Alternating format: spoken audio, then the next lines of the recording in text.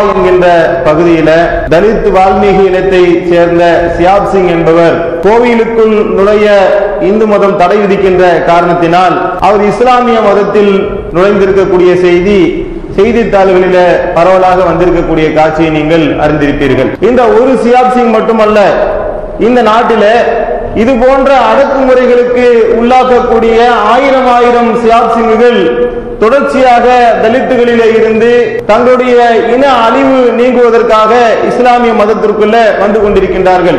இப்படி மாறிய இந்த சியாப் சிங் தன்னுடைய பெயராக ஆசாத் என்கின்ற பெயரை தேர்ந்தெடுத்திருக்கின்றார்.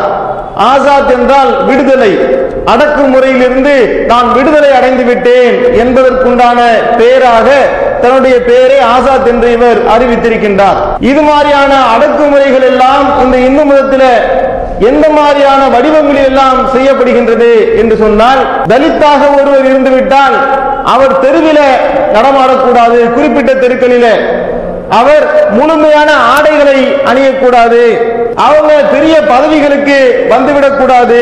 பாப்பாப்பட்டி, கீரிப்பட்டி போன்ற பகுதிகள் எல்லாம் தலித்துகளுக்கு என்று ஒதுக்கப்பட்ட ஒரு ரிசர்வ் தொகுதி. இந்த தொகுதிகளிலே இவர்கள் போட்டியிடக்கூடாது. அப்படி போட்டியிட்டால் அடுத்த நாள் அவர்கள் பதவி விலகிவிட வேண்டும் என்கின்ற அளவுக்கு இவர்கள் நிர்பந்தப்படுத்தப்படுகின்றார்கள். அதே மாதிரி தலித்துகளாக இருந்தால் உயர்கல்வி கற்கக்கூடாது, வேதத்தை ஓடக்கூடாது. அதே மாதிரி அவர்கள் தங்களுடைய ஆடைகளுடைய விஷயத்தில் இந்தந்த மாதிரியான ஆடைகளை தான் அணிந்து கொள்ள வேண்டும். உயர் சாதியினர் வந்தால் தன்னுடைய துண்டை எடுத்து, தோளிலே கிடக்கக்கூடிய துண்டை எடுத்து இடுப்பிலே அணிந்து கொண்டு குனிந்து கொண்டுதான் நிற்க வேண்டும். இது போன்ற வழிமுறைகளை எல்லாம் பார்த்து வெறுத்து போய் கடைசியில இதை முறையிடுவதற்காக நான் கோவிலுக்கு போகின்றேன் என்று ஒரு தலித்து போனால் அந்த கோவிலுக்குள்ளும் நீ நுழையக்கூடாது என்ற அடக்குமுறைகள் செய்யக்கூடிய நேரத்தில் அவர்கள் என்ன செய்யறாங்க? தான் மனிதனாக மதிக்கப்படக்கூடிய நிலைமை இங்கே இல்லை, சமத்துவத்தையும் சமதர்மத்தையும் போதிக்கக்கூடிய வழி எங்கே என்று ஆய்வு செய்து அவர்கள் இஸ்லாமிய மார்க்கத்தை தேர்ந்தெடுக்கக்கூடிய காட்சியை நாம பார்க்கிறோம். ஆனால் இந்த இந்து மதத்தில் நாங்கள் ரொம்ப இரக்கத்தை பேணக்கூடியவராக இருக்கின்றோம், உயிரினங்களிடத்தில் அன்போடு நடந்து கொள்கின்றோம் என்று எதையெல்லாம் சொல்லுவாங்க. நாங்க கோலம் போடுற எதுக்கு தெரியுமா? எறும்பு அதை சாப்பிடுது. நாங்க காக்காக்கு சோறு வைக்கிறோம், நாங்க எளிய கடவுளா பார்க்கிறோம், நாங்க மாட்டுக்கு அவத்திக்கீரை கொடுக்கிறோம், மாடு கொடுக்கக்கூடிய மூத்திரத்தை நாங்க கோமியமா நினைச்சு நாங்க குடிக்கிறோம் என்று விலங்குகளுக்கு மரியாதை செய்யக்கூடியவர்கள் மனிதனை மிருகமாக பார்க்கக்கூடிய ஒரு நிலைமைகள் இருப்பதை நாம பார்க்கிறோம். எந்த அளவுக்கு தாழ்த்தப்பட்ட ஒடுக்கப்பட்ட சமுதாயத்தை சேர்ந்த திண்ணியத்தை சேர்ந்த தலித்து மக்களுடைய வாய்களிலே மலத்தை ஊட்டக்கூடிய வேலையை செய்தார்கள். இந்த உயர் சாதி என்கின்ற இந்த ஒரு நிலை அவர்கள் எந்த அளவுக்கு மிருகத்தனமாக நடக்க செஞ்சது. இவர்கள் மாட்டு மூத்திரத்தை கோமியம் என்று குடிப்பார்களாம், ஆனால் தலித்து மக்களுடைய வாய்களிலே மலத்தை கொண்டு போய் திணிப்பார்களாம். இந்த மாதிரியான அடக்குமுறைகளை பார்த்து வெறுத்து போனவர்கள் கடைசியில மீனாட்சிபுரத்தை சேர்ந்த தலித்து மக்கள் அவர்கள் இன ஒளிவு நீங்க வேண்டும் என்று சொன்னால், இந்த மாதிரியான மிருகங்களாக எங்களை நடத்தப்படக்கூடிய நிலைமைகள் மாற வேண்டும் என்று சொன்னால், இந்த சமுதாயத்தில் நாங்கள் மனிதர்களாக மதிக்கப்பட வேண்டும் என்று சொன்னால் இஸ்லாம் தான் அதற்கு சரியான தீர்வு என்று மீனாட்சிபுரத்தை சேர்ந்த அந்த ஊரை இஸ்லாத்தை அறிவிக்கின்றார்கள். அப்ப ஆட்சி அதிகாரத்தில் இருந்த முதலமைச்சரிலிருந்து வாஜ்பாயிலிருந்து எல்லாருமே செய்யறாங்க. அந்த நேரத்தில் அவர் ஜனசங்கத்தில் பொறுப்புல இருந்தாரு. இப்படி பல்வேறு அதிகாரிகளுமே படையெடுக்கின்றார்கள் மீனாட்சிபுரத்துக்கு. உங்களுக்கு என்ன வேணும்? எல்லாத்தையும் நாங்க செய்து தரோம். 2 மாடு வேணுமா, காசு வேணுமா, தோட்டம் வேணுமா, எல்லாத்தையும் நாங்க தரோம் என்று அடிச்சு பிடிச்சு போய் நிற்கக்கூடிய நேரத்தில் நாங்கள் மனிதர்களாக மதிக்கப்படக்கூடிய ஒரு நிலை இஸ்லாத்தில் தான் இருக்கின்றது. இன்றைக்கு நாங்கள் தலை நிமிர்ந்து நிற்கிறோம், எங்களிடத்தில் தீண்டாமை இல்லை, எங்களுக்கு எதுவுமே உங்க உதவிகள் எதுவுமே வேண்டாம் என்று அந்த ஊர் மக்களை புறக்கணித்தார்களே. அப்படி என்ன தெரியுது? அப்ப அவர்கள் எல்லா தலித்து மக்களுடைய உள்ளங்களிலும் ஓடக்கூடிய விஷயம் என்னவா இருக்குது? காசு, பணம். இவன் இதை காட்டின செய்யறான். அவன் மனம் மாற சொல்லி அவன் அழைக்கிறான் கருவாப்சி என்று சொல்லி, நாங்க 5 லட்சம் தரோம், நாங்க 2 லட்சம் தரோம். யார் இந்த மதத்திலிருந்து நீங்க மதம் மாறினீர்களோ அவர்கள் திருப்பி எங்க தாய் மதத்துக்கு வாங்க என்று அழைத்து கொண்டிருக்கக்கூடிய நிலையில தான் இந்த 5 லட்சம் வேணாம், 2 லட்சம் வேணாம், எத்தனை கோடி கொடுத்தாலும் வேண்டாம், எங்களுக்கு தேவை சுயமரியாதை தான், மனிதனாக எங்கள் மதிக்கப்படக்கூடிய இந்த ஒரு பார்வை தான் என்பதை விளங்கி என்ன செய்யறாங்க? இந்த தலித்து மக்கள் இஸ்லாத்தை நோக்கி வரக்கூடிய காட்சியை நாம பார்க்கிறோம். தலித்துகள் என்று இவர்கள் ஒதுக்குகின்றார்களே, அவங்க என்ன தவறு செஞ்சிட்டாங்க, அவங்க செய்த பாவம் என்ன என்று பார்த்தால் அவர்கள் பிறப்பே பாவமானது என்று அவர்கள் சொல்றாங்க. இஸ்லாம் சொல்லல, அவர்கள் பிறப்பு கீழ் சாதி என்கின்ற ஒரு முத்திரையை குத்தி அவர்களை ஒடுக்கக்கூடிய காட்சியை நாம பார்க்கிறோம். அன்பார்ந்த சகோதரர்களே, நீங்க பாருங்க, பிறப்பால, நிறத்தால, மொழியால, அவன் செய்யக்கூடிய இன்ன பிற செயல்களால அவனை வெறுத்து ஒதுக்கக்கூடியவர்கள் சிந்திக்க கடமைப்பட்டிருக்காங்க. இஸ்லாம் என்ன சொல்லுது?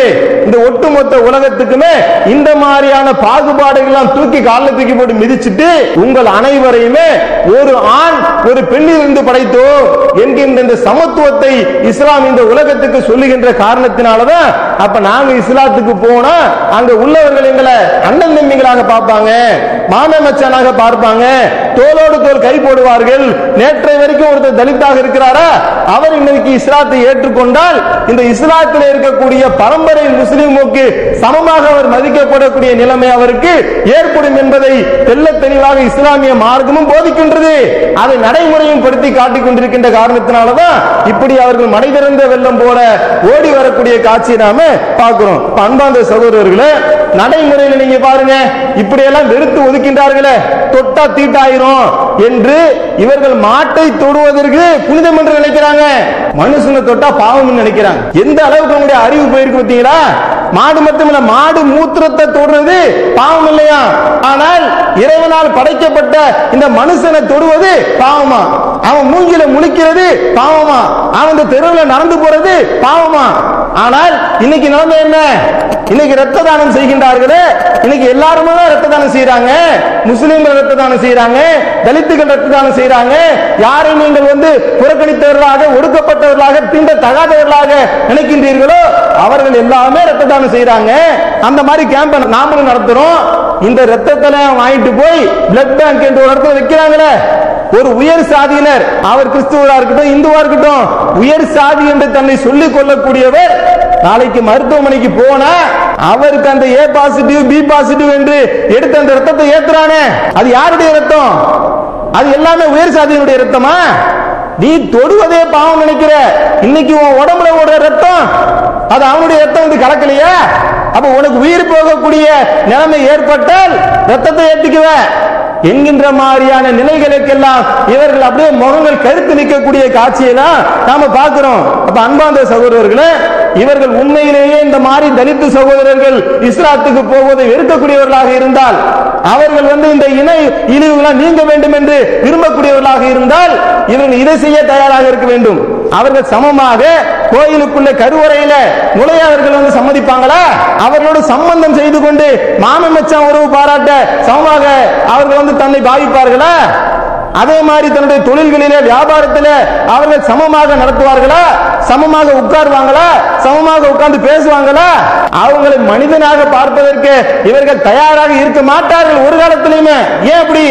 அவங்களுடைய அடிப்படையில் என்ன செய்து உயர்ந்த குலம், தாழ்ந்த குலம், தலையில இருந்து பிறந்தவன், காலில இருந்து பிறந்தவன் என்கின்ற பிரிவு அவருடைய உள்ளத்திலே ஆணித்தரமாக போதிக்கப்பட்டு விட்ட காரணத்தினால் இந்த மாதிரியான சமதர்மத்துக்கோ சமத்துவத்திற்கோ அவர்கள் ஒரு காலகட்டத்திற்குமே வர மாட்டார்கள். அப்ப அவங்களுடைய முடிவு என்ன? நீ அடிமையாகவே இரு. நான் ஒரு வீட்டை வச்சிருக்கேன், இந்த வீட்டுல தேள் இருக்கும், பாம்பு இருக்கும், பல்லி இருக்கும், நெருப்பு வச்சு கொளுத்துவேன், நான் என்ன மனத்துக்கு வாயில ஊட்டுவேன், இந்த வீட்டுல நீ இரு, நான் எல்லா அநியாயத்தையும் பண்ணுவேன், ஆனால் இந்த வீட்டில நீ அடிமையாகத்தான் இருக்க வேண்டும், இந்த வீட்டை விட்டு நீ போக கூடாது என்று அவர்கள் சொல்ல வராங்க. அப்ப அந்த வீட்டை இப்படியாப்பட்ட அடக்குமுறை செய்யக்கூடிய, அந்த வீட்டில் இருக்கக்கூடிய ஒடுக்குமுறைக்கு உள்ளாக்கப்படக்கூடிய இந்த தலித்து மக்களுக்கு சுதந்திரமாக ஒரு வீடு தயாராக இருக்குது. அந்த வீட்டுக்கு காசு இல்ல, வாடகை இல்ல, அங்க அமைதி தருவது, அங்க சுதந்திரம் இருக்குது, அங்க மனிதன் மனிதனாக போற்றப்படக்கூடிய, பார்க்கப்படக்கூடிய ஒரு அருமையான வீட்டை நோக்கி இஸ்லாம் அவர்களை அழைக்குது. இறைவன் சொல்றான், உங்களை தாரு சலாமை நோக்கி நான் அழைக்கின்றேன், அமைதியின் வீட்டை நோக்கி இஸ்லாம் இப்படியாப்பட்ட அடக்குமுறைக்கு உள்ளாக்கக்கூடிய மக்களை நோக்கி அழைக்கின்றது. அப்ப இந்த தலித்து மக்கள் எடுக்கக்கூடிய முடிவு என்ன? இந்த சயாப் சிங் மட்டுமல்ல, ஒவ்வொரு அடக்குமுறைக்கும் ஆளாக்கக்கூடிய ஒவ்வொரு தலித்து மக்களுமே இந்த முடிவை அவர்கள் எடுக்க வேண்டும். இப்படி எடுப்பதுதான் அவர்களுடைய அந்த அடிமை தலையிலிருந்து அவர்களை மீட்பதற்குண்டான வழிமுறையாக இருக்கும்.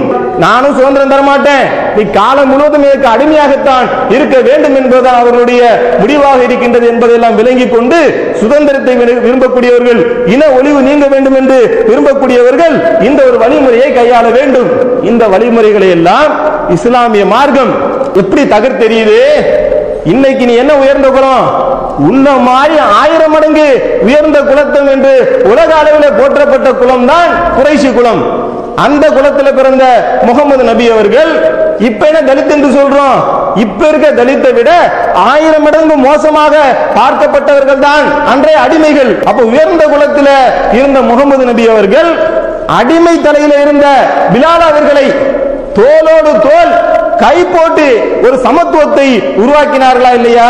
அந்த மக்காவை அவர்கள் வென்றெடுத்த நேரத்தில் பாங்கு சொல்வதற்கு அடிமை தலையிலிருந்து வந்த கருப்பினத்தை சேர்ந்த இனத்தையும் அளிக்கிறாங்க, அந்த தாழ்த்தப்பட்டவர் என்கின்ற நிலையும் அடிச்சு ஒடுக்கி அவரை பாங்கு சொல்வதற்கு நபிகள் நாயகம் ஸல்லல்லாஹு அலைஹி வஸல்லம் அவர்கள் சொன்னார்களே, இந்த ஒரு வழிமுறைகள் தான் இஸ்லாத்தின் பால் அவர்கள் கவர்வதற்குண்டான ஒரு வாய்ப்பாக இருந்தது.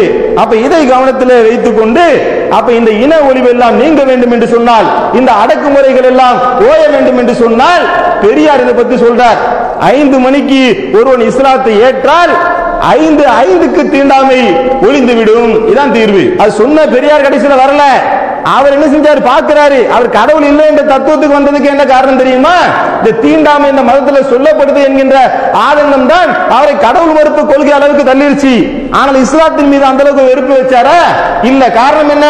இஸ்லாம் தீண்டாமை ஒழிக்கின்றது என்கின்ற காரணத்தினாலதான் நீ மதம் மாற விரும்பினா இஸ்லாத்தை தேர்ந்தெடுத்துக் கொள்கின்ற விஷயத்தை சூசமாக என்ன செய்யறாரு அவர் சொல்லக்கூடிய காட்சியெல்லாம் பார்க்கிறோமே.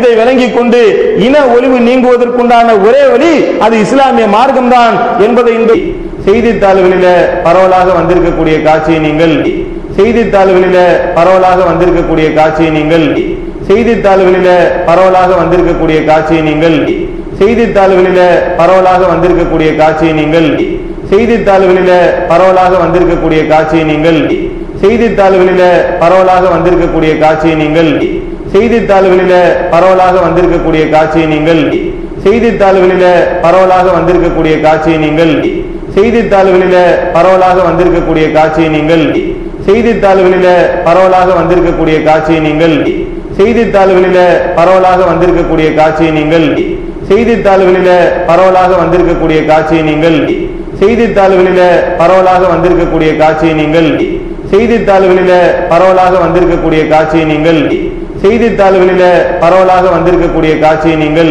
செய்தித்தாள்களில பரவலாக வந்திருக்கக்கூடிய காட்சியை நீங்கள் செய்தித்தாள்களில பரவலாக வந்திருக்கக்கூடிய காட்சியை நீங்கள் செய்தித்தாள்களில பரவலாக வந்திருக்கக்கூடிய காட்சியை நீங்கள் செய்தித்தாள்களில பரவலாக வந்திருக்கக்கூடிய காட்சியை நீங்கள் செய்தித்தாள்களில பரவலாக வந்திருக்கக்கூடிய காட்சியை நீங்கள் செய்தித்தாள்களில பரவலாக வந்திருக்கக்கூடிய காட்சியை நீங்கள் செய்தித்தாள்களில பரவலாக வந்திருக்கக்கூடிய காட்சியை நீங்கள் செய்தித்தாள்களில பரவலாக வந்திருக்கக்கூடிய காட்சியை நீங்கள் செய்தித்தாள்களில பரவலாக வந்திருக்கக்கூடிய காட்சியை நீங்கள் செய்தித்தாள்களில பரவலாக வந்திருக்கக்கூடிய காட்சியை நீங்கள் செய்தித்தாள்களில பரவலாக வந்திருக்கக்கூடிய காட்சியை நீங்கள் செய்தித்தாள்களில பரவலாக வந்திருக்கக்கூடிய காட்சியை நீங்கள் செய்தித்தாள்களில பரவலாக வந்திருக்கக்கூடிய காட்சியை நீங்கள் செய்தித்தாள்களில பரவலாக வந்திருக்கக்கூடிய காட்சியை நீங்கள் செய்தித்தாள்களில பரவலாக வந்திருக்கக்கூடிய காட்சியை நீங்கள்